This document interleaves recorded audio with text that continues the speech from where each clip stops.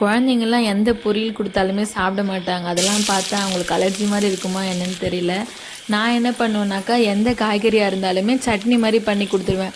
அப்போயாச்சும் நம்மளுக்கு ஒரு சாட்டிஸ்ஃபேக்ஷன் வரும் இல்லையா, ஏதோ ஒரு விதத்தில் நம்ம காய்கறி அவங்களுக்கு கொடுக்குறோம் அப்படின்ட்டு. இன்றைக்கி என்ன பண்ணேன்னா, முட்டைக்கோஸில் சட்னி பண்ணியிருந்தேன்.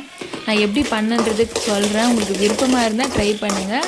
ஏன்னா டேஸ்ட்டு சூப்பராக வந்திருந்தது. ஃபஸ்ட்டு வந்துட்டு கோஸை சின்ன சின்னதாக கட் பண்ணிவிட்டு எண்ணெய் ஊற்றிட்டு அந்த கோஸை மட்டும் நல்லா வதக்கி எடுத்துட்டேன். ஏன்னா நல்லா பச்சை வாசனை போடாதான் அந்த ஸ்மெல்லாம் அந்த சட்னியில் இருக்காது. அதனால் நல்லா வதக்கி எடுத்துட்டேன். நெக்ஸ்ட்டு வந்துட்டு அதே கடாயில் கொஞ்சமாக எண்ணெய் ஊற்றிட்டு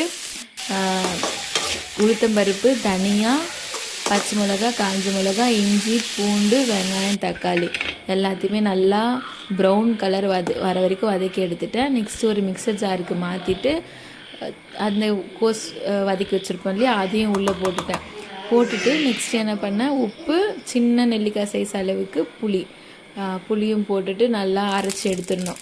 எடுத்துட்டு எண்ணெய் ஊற்றி கடுகு போட்டு தாளிச்சிடலாம். கறிவேப்பிலை போட்டுட்டு அந்த அரைச்சி வச்சுருப்போம் இல்லையா அந்த பேஸ்ட் அதையும் போட்டு நல்லா தண்ணி ஊற்றி அலசி ஊற்றிட்டு நல்லா தாளித்து எடுத்துடலாம். ஒரு 2 மினிட்ஸ் நல்லா கொதிக்க விடுங்க. அப்போ தான் சாப்பிடும்போது நல்லா அந்த தாளிப்போட ஸ்மெல்லாம் சூப்பராக இருக்கும். நல்லா கொதிக்க விட்டுட்டு சால்ட்டு கொஞ்சம் கம்மியாக இருந்துச்சு. ஸோ லாஸ்ட்டாக லைட்டாக சால்ட்டு போட்டேன். இட்லி தோசைக்கு சூப்பர் காம்பாவாக இருக்கும். ட்ரை பண்ணுங்கள்.